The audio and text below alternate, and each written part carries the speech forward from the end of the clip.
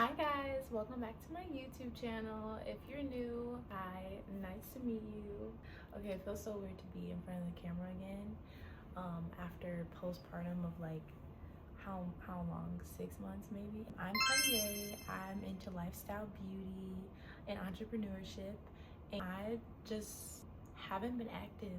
I've had a lot of life things going on. If you guys are familiar with my channel or just familiar with tuning into me on social media, I can make a separate video about that. But today, as you can tell by the title, I'm going to be talking about things that I wish I known before I turn 20. My birthday is coming up literally in like 7 or 8 months, I don't know, but it's not it's not soon, but it's approaching, you know.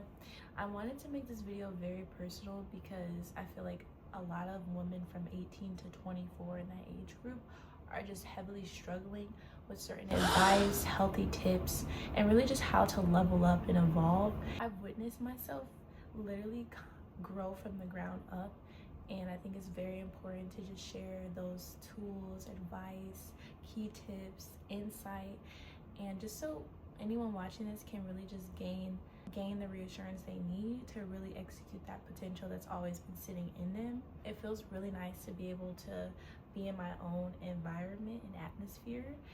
For those of you who previously tuned into my channel, I have my own apartment. Yeah! And I love it so much. I'm still getting it together, but once I really get back to engaging in my content and being really consistent, you guys will really see more of the in-depthness and the behind the scenes of it a little bit, just to see what I'm building, or at least get a little glimpse. I am a little private and nonchalant, but you know, I'm coming back fresh to the scenery, okay? So I got my cranberry juice. I'm gonna be reading some questions off my MacBook. So first thing I want to just put out there, growth looks different for everybody, and it really doesn't start with what kind of books you read or what advice you hear. It really just starts with you, and it starts with you accepting and really wanting to face reality and face the things that you've been running from. Growing looks different and comes in different forms, and we're always healing. So if you come from a place of just trauma, or come from a place of insecurity, or just you may not really know who you are, and just like you may struggle with identity or anything like that, like know that it doesn't really, healing doesn't really stop, and it doesn't really you never reach a certain point of healing, it's longevity. So imagine someone who's just been hurt and distraught all their life, and they just started leveling up and they start evolving. They're still healing and going through what once like buried them, you know what I mean, just in different levels and different perspectives of what life looks like for them in the present. The first thing I want to get into is life and personal growth. Something I wish I knew before I turned 18 was probably those high school jobs I was working, saving up for those, okay? Saving all my money from those high school jobs I was working, probably not all of my money, but at least having something in my savings and getting used to saving really young, because as a young adult you can fall into really bad spending habits, or just how society pushes us to consumerism and capitalism. It's really important to know that money is a source of energy, and you can spend your money and it will always come back to you. But also having that self-discipline when it comes to spending money on what you need and what you want, and being really self-assured in your savings so that you can build generational wealth. One mistake that taught me an important life lesson was probably not speaking up enough about what exactly I was feeling. When you don't speak up about your feelings and you don't have open communication, it's really hard to set those boundaries that are needed. It's really hard to feel like you're in a safe place to express yourself to almost anybody. And if anybody struggles with communication, or at least like being very open and vulnerable, one thing I can advise you to do is, no matter what room you walk into, or no matter what family members you're not as close to, no one's gonna understand you, and you're not gonna understand you without opening up and having that communication.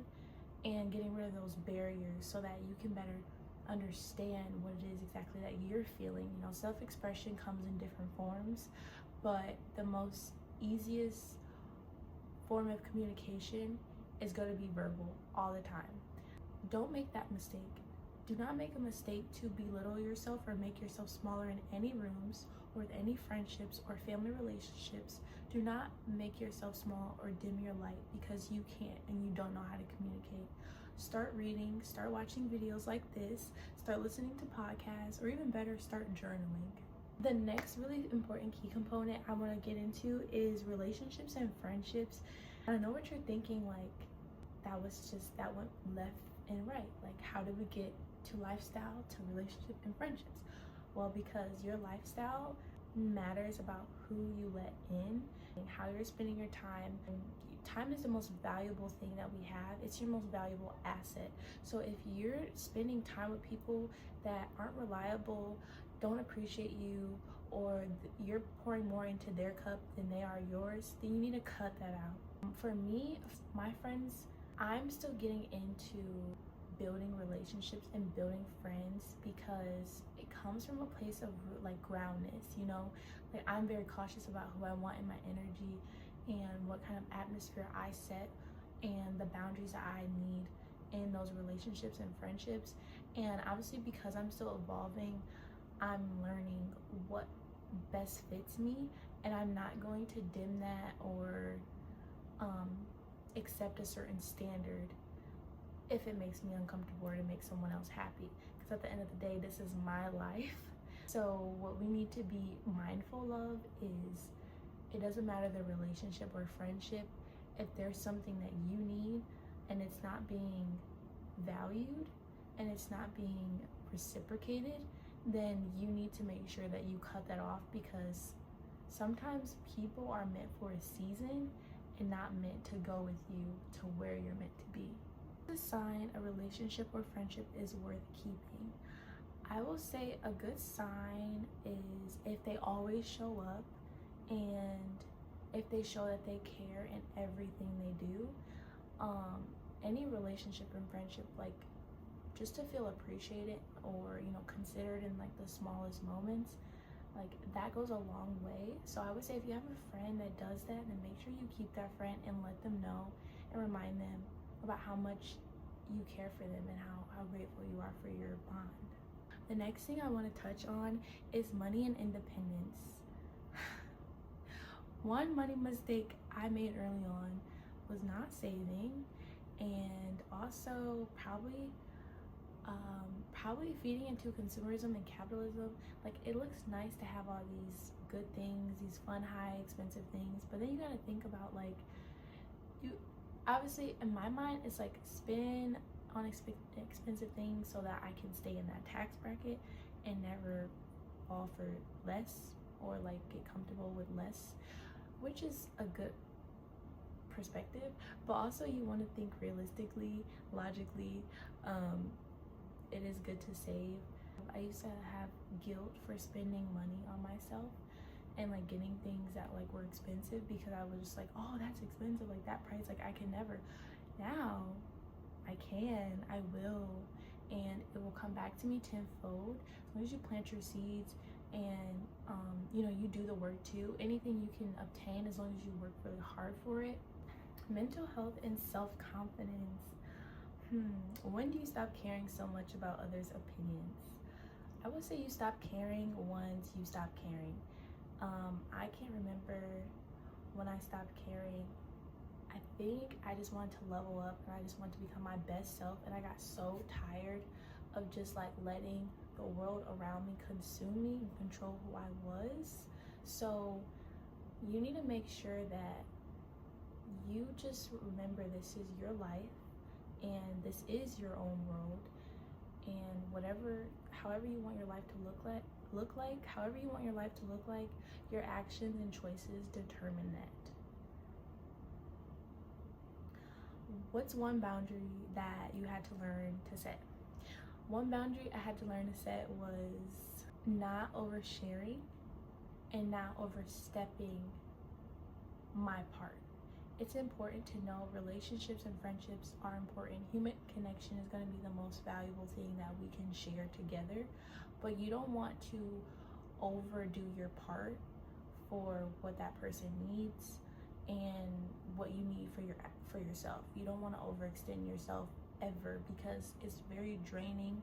And I would say that was a boundary I had to learn to set, and I'm still learning. But as long as you're aware, it promotes growth, which is what we want, essentially.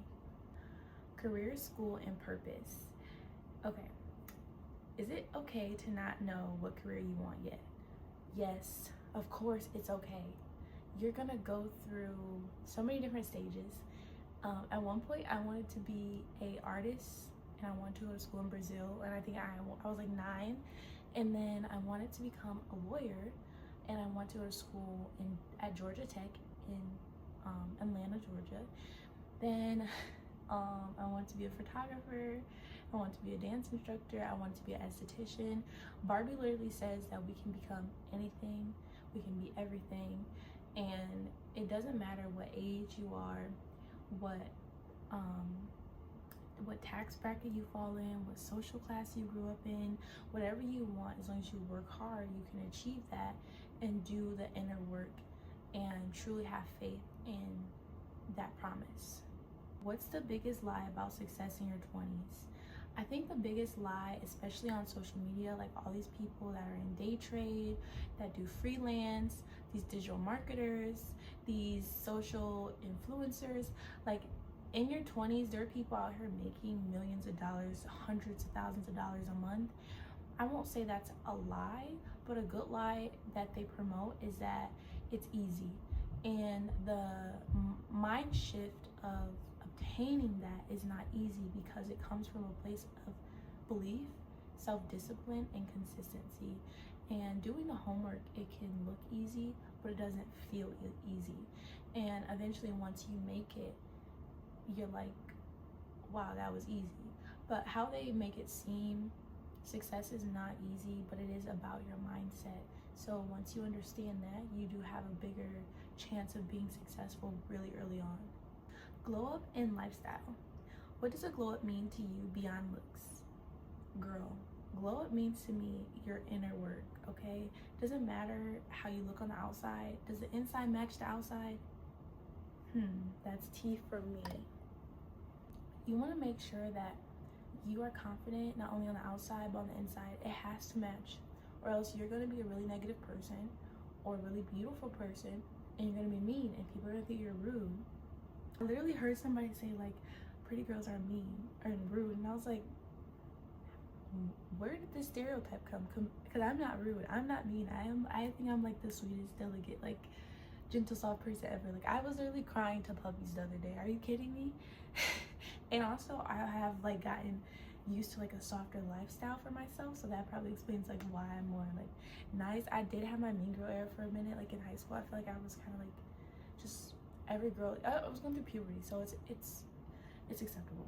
You need to make sure that like you just feel good on the inside too. Like, you can't walk in a room, look good, and then someone wants to have a conversation with you and you're just beep, beep, beep, beep. Like, no, that makes no sense.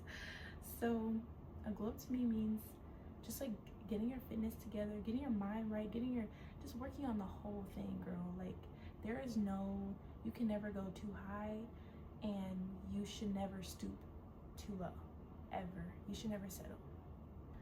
What's one daily habit that makes your life feel more put together? Making your bed. I kid you not, I literally heard this earlier today about like making your bed. It just makes you feel better, because that one simple task, as soon as you wake up, is gonna make you do little by little more tasks throughout your day. So I make my bed like really hard about that, really strict about that.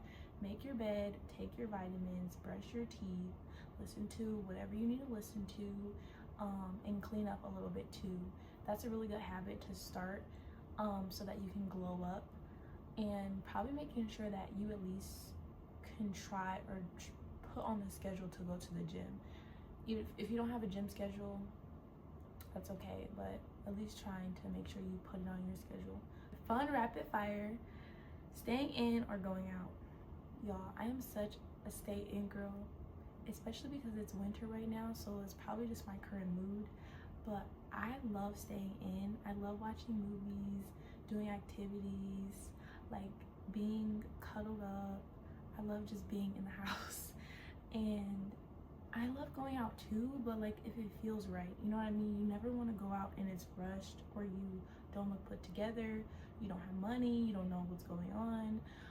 It just depends on the occasion, like where I'm going. It depends on the occasion, but usually I like to stay in. Planning everything or going with the flow? I dibble dabble. I like the both of these ideas, because if you plan something, it obviously feels more intentional and it shows just a lot of effort and care. But also if you go with the flow, it's a little spontaneous, it's a little adventurous, it's a little gag for the girls. Like I love that. So probably mix it between both. So I can't really choose. It's a little hard. What's the best adult purchase you made? Probably my rent. Yeah, my rent, to keep my peace, my space. And yeah, like it's so important to have that and create your own atmosphere. And when you work really hard and you have your own space and you have your own place of living and you're being responsible, that's when you know you've made it, and you can work 10 times harder to not work that 9 to 5, to sit back, relax, and have that schedule and that plan that you already put up and worked on. So yeah, my biggest big girl purchase was my rent. And then if I answer that question again, it'll be my house or a car, like my dream car or something. I don't know, we'll see. Thank you guys so much for tuning into my YouTube channel. If you like this video, make sure you give me a like and comment and subscribe to my YouTube channel for more. I also want to be more consistent with posting, more vulnerable, more open. Those are my goals for 2026, and I have like a bunch of like projects coming up. Let me know something that you really liked or enjoyed about this video, or something that stands out to you. You guys can even give me some ideas for my next video. I have a bunch of projects coming up. Make sure you guys look in the description for my socials so we can connect. See you guys in the next video. Bye.